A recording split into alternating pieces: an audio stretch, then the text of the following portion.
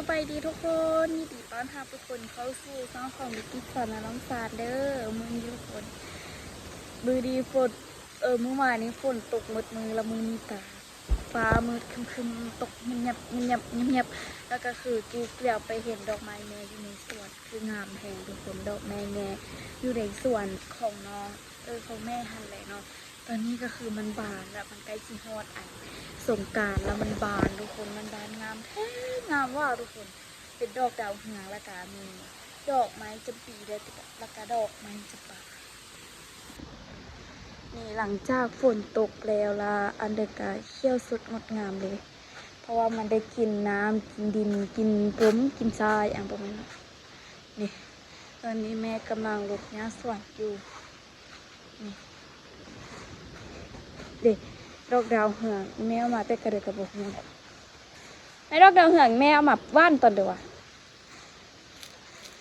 ว่านตะโดนคุณวะเป็นน่านเลยดิแม่จิยกไม้อยู่ส่วนใดๆดิแล้วก็ดอกจำปีเนี่ยแต่ว่าดอกจำปีนี้มันสิล้นก่อนละคนไทยห้องกันเดี๋ยวละก่อนแม่บ้านไม่รู้เลยมันโบล้นแฮกก่อนเนาะว่านมันให้มันเป็นน่านดอกไม้เลยจริงๆนะนี่เห็นบ่แม่ลกทิมบ่แม่ไอ้นี่ยังบุกแก้ซ้ำต่อแม่ลกทิมมาไปแล้วมันยังงามอยู่นี่ดอกไม้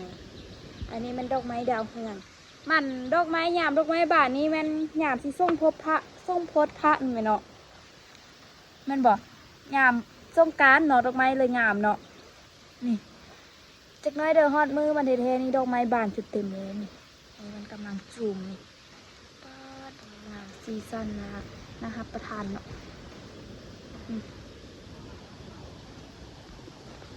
จริงโดงามเลยทุกคนดึงตัวเซลฟี่ก่อน1 2 3อันมากไหมเขาปลูกมานานบกขึ้นเลยว่ะมีแต่มะขวายเดียวนี่ว่ะที่ปลูกอันนั้นสิปลายโคมขึ้นไอเดียวนี่แต่ว่าก็เป็นยำซ้ำเอาละติดโต๊ะของกินซ้ำเลย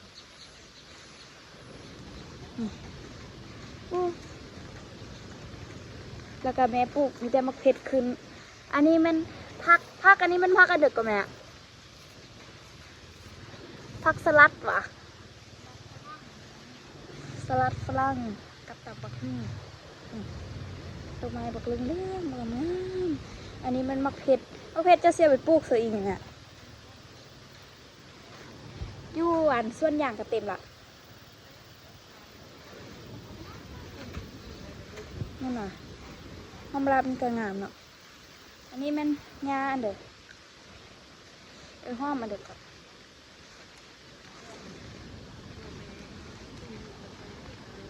ผักอีกูห้องบัวแบะผักหอมจ่อยไทยเขาจะกินอันไปจี้ตำแก้วกับผักปลาเด้อก็ปลากระเต่าเม่นเนาะปลาเนาะ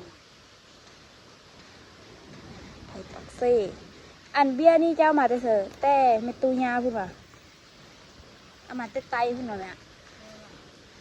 ก็มาเพิ่นฝากมาเฮากินมันเลยเนาะแม่นแล้วเนาะเพิ่นฝากมาคือกับปลากระเต่าเนาะคือบ่เห็นเอาไปกินกับเถื่อนน่ะตอนนั้นคือว่าดิ้วน้อยๆเป็นฝนตกเสื้อหรือว่าดิ้วเยอะเลยเนาะ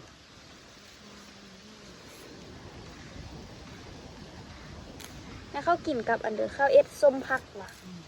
เมื่อแม่ก็ตอนบุญบ้านแม่ก็ลูกติดตามชมนั่นว่ะชมจะอุ้มเป็นขั้นคนแม่ขั้นคล้ายๆคือใบหอมบัวเลยใบหอมบัวน้อยๆขนาดนั้นเนาะแต่ว่าบูเมียนได้เป็นผักกระเตาไทยเขาปลูกไร่บุผักอันนี้ที่ห้องแต่ผักในตู้ใต้โลมจากแพงอยู่คนนี้ในตู้เอ็ดปลากระเตามาค่ายแล้วในตู้ก็เอาผักอันนี้มาเฮเนาะผักอันนี้กับเนาะเทียงคู่กันมันปลูกแต่ซ้ำนี่วะ ทางพี่ก็มีเนาะแต่ว่าบ่ค่อยเห็นบ่ได้ลกยามันเนาะ ง่ายมีกุ้งเก้าหอมเอาไปเอาลาเบิ่ง เอาเนาะฝนตกบ่ได้กรีดยากเลยอาทิละแม่นอันป้อนแม่มันคือแกล้งแท้แม่ป้อนหอมลาบยาวเท่ยาวเอาไหมยังบ่ตัดเหมือปักเซเลยแม่เพิ่นบ่อยากได้วะเนาะทำเอาเป็นกันกำไทยไตอ้าวกันกำไทยไตอีกอันนี้พักซันนารี่วะแม่เสื้อกับอันเด็กกับพนองนะก็ใส่กับยังวะยำเอาหอมเด้อสิ่งมันดีเนี่ยกินแซ่บอันนี้มันออยอยู่เพื่อนมักที่สุดดอกไม้แล้วเดี๋ยวเขามาเรื่องเทือนจากไหนเด้อว่ายามอันทรงน้ำพระแห้งบานดีนะไหมเนาะแห้งบานเรื่องเลยแหละทรงน้ำพระนะปีนี้หนูมีแผนจะไปเมืองนอกนะคะไปเดินสงกรานต์เมืองนอกเป็นประมาณนี้เลยก็เอ็ดกันเลยอันนี้ละแมนต้นมะม่วงใหญ่นี่สับเป็นดอกอะฝนตกเสื้อมันละมะม่วงใหญ่นี่คือซีจับดีอยู่เพราะว่าแบบมันเป็นดอกแล้วมันกำลังเป็นมากน้อยๆล่ะอันฝนตกเสื้อมันล่ะมันซีจับดีขึ้นบ่อันนี้นะเพิ่มมาเพิ่มกระท่วงว่ามันงามตอนที่มันบานนะเพิ่นเอาแหน่งอันนี้เลยไปปลูกนะแหน่งอันนี้มันนี่เองอันนี้นี่บ่ได้ปลูกเลยมันขึ้นเองมันขึ้นนำกระถางอันนี้ละแมนวานผีปอบแม่นบอกว่ามันเป็นหัวสีขาวอันนี้นะเปิ้นตอนแม่ว่าแม่อยู่สยะหันบอกได้หลายสีตัวเฮามีแต่สีขาวโตแม่โตกำแล้วบ่โตว่าออกมือนี่ว่ะ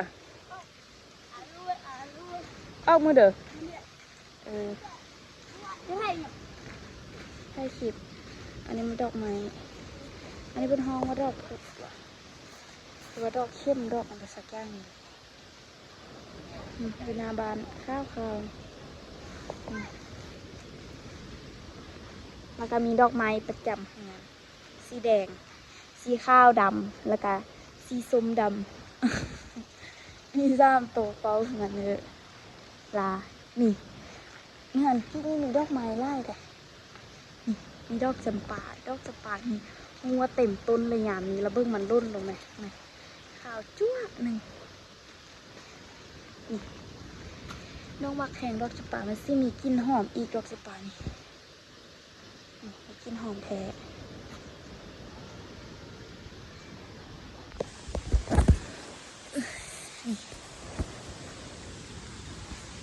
ให้มันให้ติดแบบ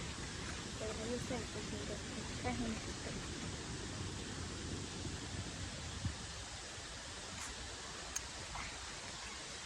ดอกไม้ดีคืองามแหงเดี๋ยวมันรวงเต็มพื้นแบบถึงท่านกระจุนว่าเต็มหนึ่งหอมงานที่ดอกไม้หลายเลยราคาญี่ปุ่นนั่นกันนั้นดอกเข้มมันจะเป็นน้อยก็ดอกพุดบริซื้อเค้กมาวะเป้าวะเอ็ดกินนี่แหละมันเกิดไทเกอร์ซื้อตุ๊กตาให้บุ๊กเกอร์ไว้ตันมีมะม่วงกุ๊กกิ๊กนะ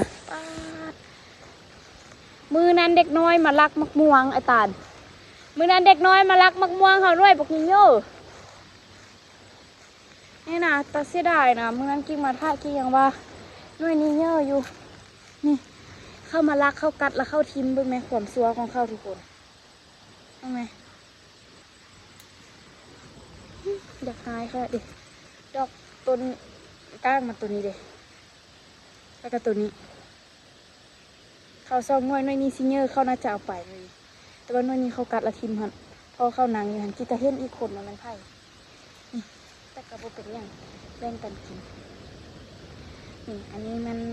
มักม่วงอุ้ยอยู่ไหนทันกับม่วงป๊าดมักม่วงเครื่องแท้เลยนี่ไปซี่ม่วงเลยผู้นั้นด้วยนี้นะนวยพระเอกในงานนี้นะ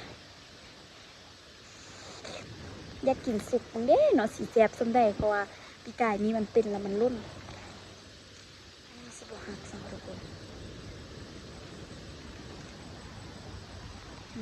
อ้อยยอนตะเสะเขาก็อยากได้แค่เนาะหน่วยประกอบงานเนาะเขาไม่แคร์ได้ค่ะเนาะเขาไม่แคร์ได้ผู้คนที่ไปท่ายคลิปมึงจิบริท่ายมันไฟฟ้าดับตัวกระโซกไฟอ่ะ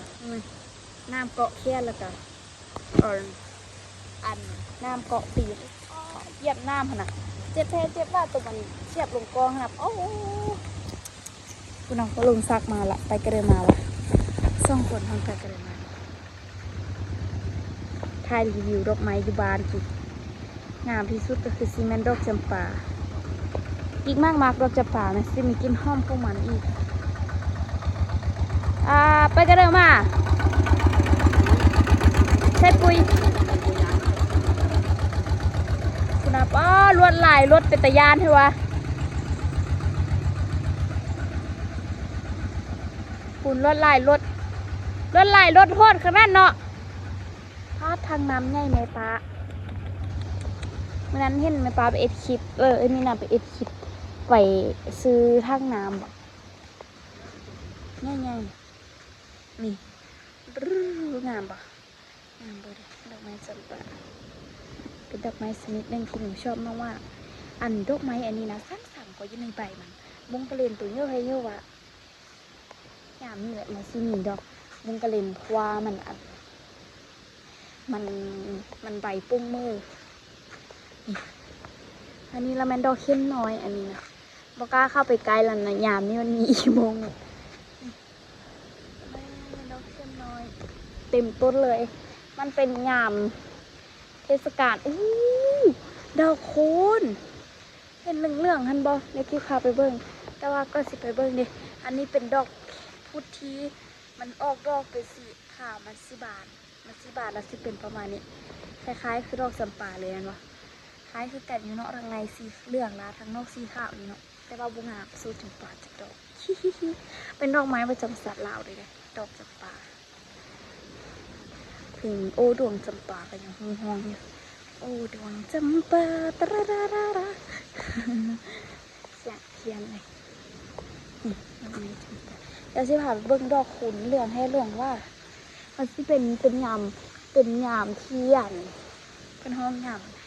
ามส่งกรานต์นี้ทุกอย่างดอกไม้กัดสิเริ่มบานเพราะว่าเป็นการกดช่วงน้ำผักหลายดอกไม้มันสิมาเป็นธรรมดา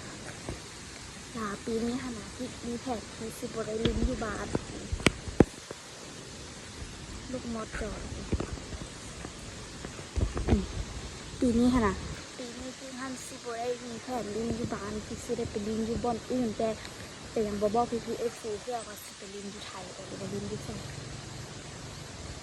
แต่ว่าปีนี้บ่ได้ลิ้นอยู่บ้านย่างนี้ปีนี้สิไปบ้านอื่นปี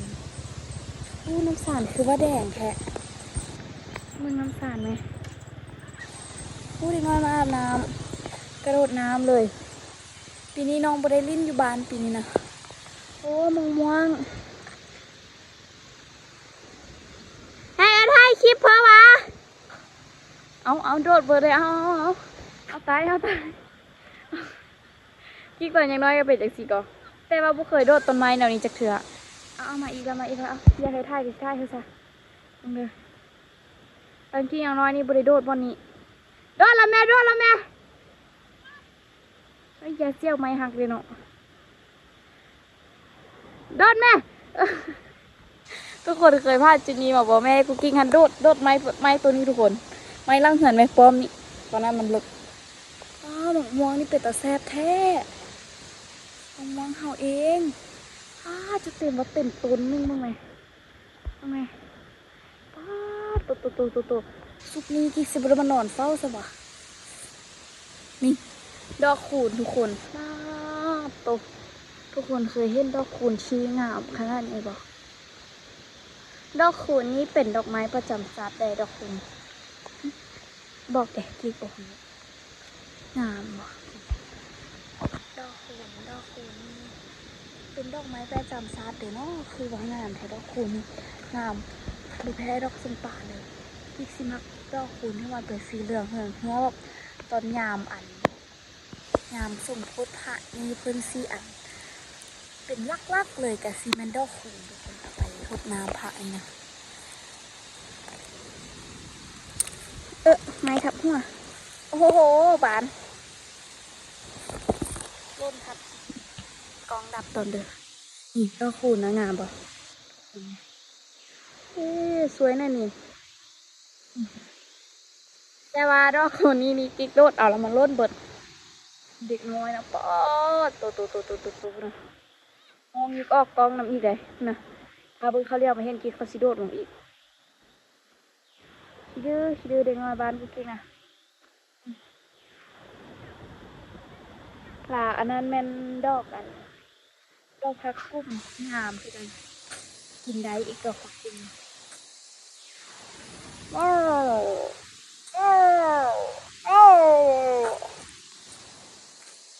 ใช้เนื้อแบบนี้ทุกคนเบิดจบการรีวิวมะม่วงกิ๊กเซฟไปรักมะม่วงงาช้างคนบอกทุกคนไอ้กินมะม่วงงาช้างดิไม่มะม่วงนะป้ามะม่วงงาช้างอันนี้ป้าใส่สะอ่อนแถมมะม่วงปีนี้นะบุ้งไหมตัวนี้คือประเภทดี